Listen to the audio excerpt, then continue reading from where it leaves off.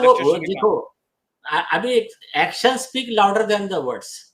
इनके काम ही बोलते हैं ना। अभी मुझे इतना बताइए, इतनी सही बात, सटीक बात, दो चीजें, या तो पहले की चीफ जस्टिस ऑफ इंडिया के समझ में नहीं आई, या तो उनका इच्छा नहीं थी, या तो करेज नहीं था।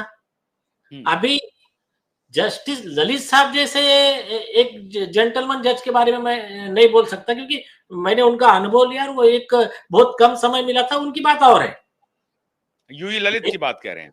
हाँ, यस। लेकिन ये जो चंद्रचूड़ जैसे लोग हैं, ये खुद का मार्केटिंग पीआर ग्रुप लेके घूमते थे और स्पेशल न्यूज चलवाते थे, मैं ऐसा, मैं वो रिपा, मैं वो 2 साल तक देश का पूरा मतलब ये कर दिया, 2 साल तक। कि एक सिंपल चीज देखिए, बेसिक कानून क्या है, जो एलजीबीटी वाले वो जज थे, ऐसा लोग कह रहे हैं। एलजीबीटी पर उनको समय देना पड़ता था। नहीं, एलजीबीटी सिर्फ एलजीबीटी नहीं ना भाई। मैं एलजीबीटी पर अभी एक विस्फोटक जानकारी शेयर करने वाला हूं, कल परसों में। ठीक है, सिर्फ क्यों हो रहा था उनके तरफ से ये खेल? नहीं, सिर्फ एलजीबीटी नहीं ना, भ्रष्ट लोगों के और उनके, खास करके उनके बेटे से रिलेटेड केस वाले आरोपियों के, उसके खास जज थे वो। और ये वर्ड नहीं है, उनकी शपथ रोकने के लिए जो रीट पिटीशन फाइल हुआ था, जिस मामले में राष्ट्रपति ने उनके खिलाफ प्रोसिक्यूशन की मंजूरी दी है, वो चार्जेस है उनके खिलाफ, 13 क्रिमिनल चार्जेस। और एक हाईकोर्ट जज ने भी उनके खिलाफ में केस किया है करप्शन एक्ट सेक्शन 7A के तहत, कि उन्होंने अपने पद का दुरुपयोग करके तीसरा सेटलमेंट को स्पेशल बेंच कंस्टिट्यूट करके दिया था करके, वो भी उसमें राष्ट्रपति ने फॉरवर्ड किया एक्शन के लिए। चलो वो बात रखते हैं। लेकिन सूर्यकांत साहब एकदम कॉमन परिवार से आए हुए, और उन्होंने आकर जैसा पहला स्पीच दिया, उन्होंने क्या कहा, तो उसका समरी बताता हूं। होता क्या है, लॉ क्या कहता है, आर्टिकल 14 ऑफ द कॉन्स्टिट्यूशन, संविधान का अनुच्छेद 14, कानून के आगे सब समान, कानून की प्रक्रिया सबके लिए समान। अब एक मैटर में अगर अंबानी, अडानी या कोई भी बड़ा आदमी कोर्ट में पहुंच गया, उसके तरफ से 50 बड़े वकील खड़े हो गए, हरी साड़ी से लेके सब, और कोर्ट ने एक कानून बना दिया कि ऐसी स्थिति में आप ये हिसाब से ऐसा न्याय होना चाहिए। तो संविधान का अनुच्छेद 14 और दूसरा आर्टिकल 141 वो कहता है कि सुप्रीम कोर्ट का आदेश सारे देश को बाइंडिंग। तो उस तहत वो जो लॉ है वो सारे देश को, हर गरीब, हर पीड़ित, जिसने अप्लाई भी नहीं किया है, उस सभी को वो बेनिफिट लागू हो गया है। और सुप्रीम कोर्ट ने ही कई जजमेंट में किया, और लेटेस्ट में सुप्रीता चंदेल में ऑर्डर किया कि एक बार एक कानून हमने बना दिया, तो वो आदमी को वापस आप हमारे पास क्यों भेज रहे हो? सारे देश के अधिकारी, सारे हाईकोर्ट जजेस, सारे, even coordinate bench of supreme court, सबके लिए बाइंडिंग है वो। आपने उसको वहां पर ही बेनिफिट दे देने का, हमारे पास आने का काम नहीं रखने का, नहीं तो फिर हम आपके खिलाफ कार्रवाई करेंगे। ये एक कानून है।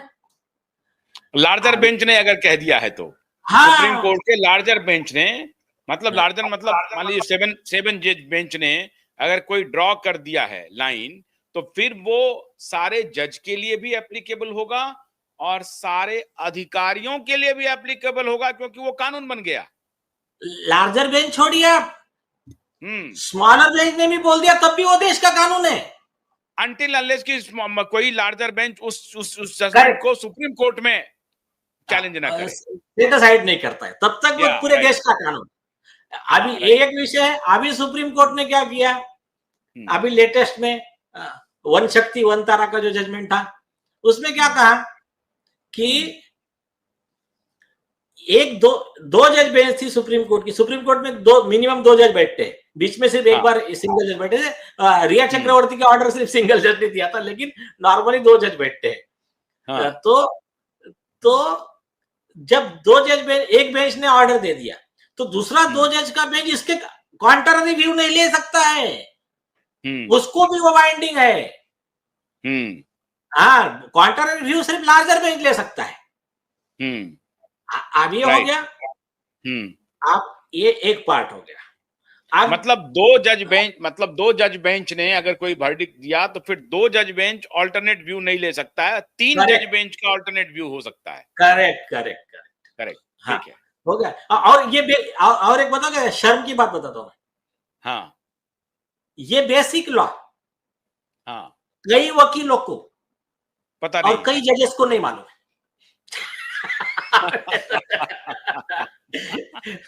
नहीं, इसीलिए तो हो रहा है ऐसा। ठीक है, हाँ, इसीलिए हो रहा है ना। अभी जो मुंबई हाई कोर्ट में इसका क्या इम्पैक्ट होगा, हम अपने सभी दर्शकों को बोल रहे हैं, हमारे जो एसएसआर वॉरियर हैं वो खास तौर से आज का शो देखें कि कैसे जीत हम लोग धीरे धीरे जीतते जा रहे हैं। अब देखते जाइए। हाँ, अब ये हो गया। अभी दूसरा एक बहुत बड़ा मसला था जिसपे आज तक किसी ने ख्याल नहीं दिया था। सिर्फ सुप्रीम कोर्ट ने एक बार 2008 में प्रदीप मेहता के जजमेंट में वो विषय कंसिडर किया था, लेकिन उस पर सूर्यकांत साहब ने बहुत ही सुंदर तरीके से अपना ओपिनियन दिया। क्या देश में 25 हाई कोर्ट है, तो ये लोग क्या करते मैं बताता हूं। बॉम्बे हाई कोर्ट का जज बोलेगा वो कौन सा केरला हाई कोर्ट है क्या, वो हमें मत बताइए। अच्छा, हाँ, उसका जो कानून उन्होंने बनाया ना वो हमें मत बताइए। सुप्रीम कोर्ट ने बोला हाँ, वो बोले आप ऐसा नहीं कह सकते हो।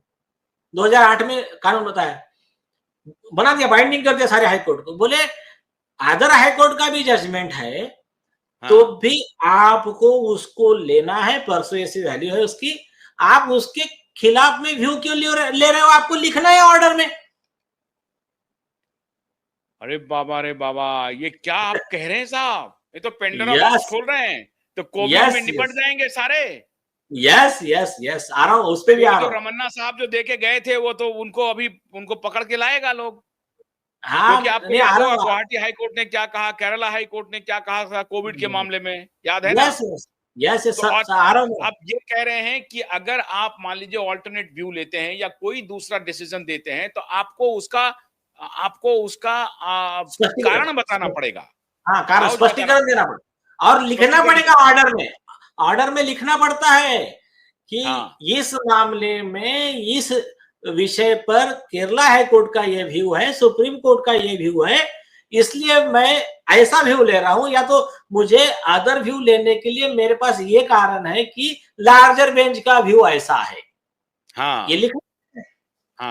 आप हो गया। उसके आगे तीसरा एक सुप्रीम कोर्ट का जजमेंट है, वो ये कहता है कि सपोज संविधान का एक आधा विषय कॉन्स्टिट्यूशन का, जो खास करके कोविड का विषय है, कोविड के विषय पे आर्टिकल 14, 19, 21 पे कहा कि उनके फंडामेंटल राइट का वायलेशन हो रहा है तुम्हारे सर्कुलर के हिसाब से,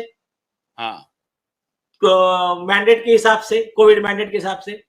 तो कोर्ट ने कहा कि जब संविधान का इंटरप्रिटेशन एक हाई कोर्ट ने किया है, वो देश के सारे अधिकारियों पे बाइंडिंग है जब तक कि वो सेटिस्फाइड नहीं हो जाता, या तो सुप्रीम कोर्ट का व्यू क्वार्टर रिव्यू नहीं है तो। तो ये जो है ना, ये बेसिक तो बहुत बड़ी बात हो गई ना।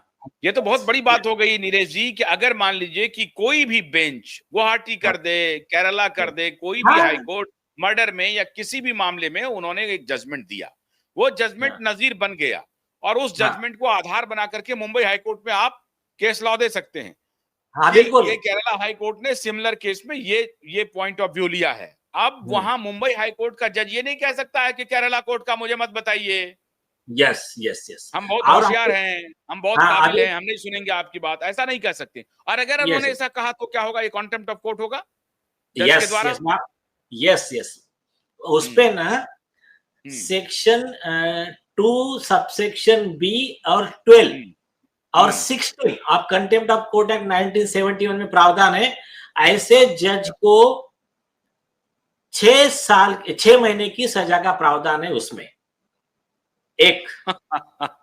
तो पहले तो ये क्लैरिटी हो जाए कि भाई जज साहब आगे सुनिए, वो कोई गॉड फादर नहीं है, वो सिर्फ कानून के रक्षक हैं, यस, सत्य के पैरोकार हैं और न्याय के पैरोकार हैं, वो इनजस्टिस के पैरोकार नहीं है।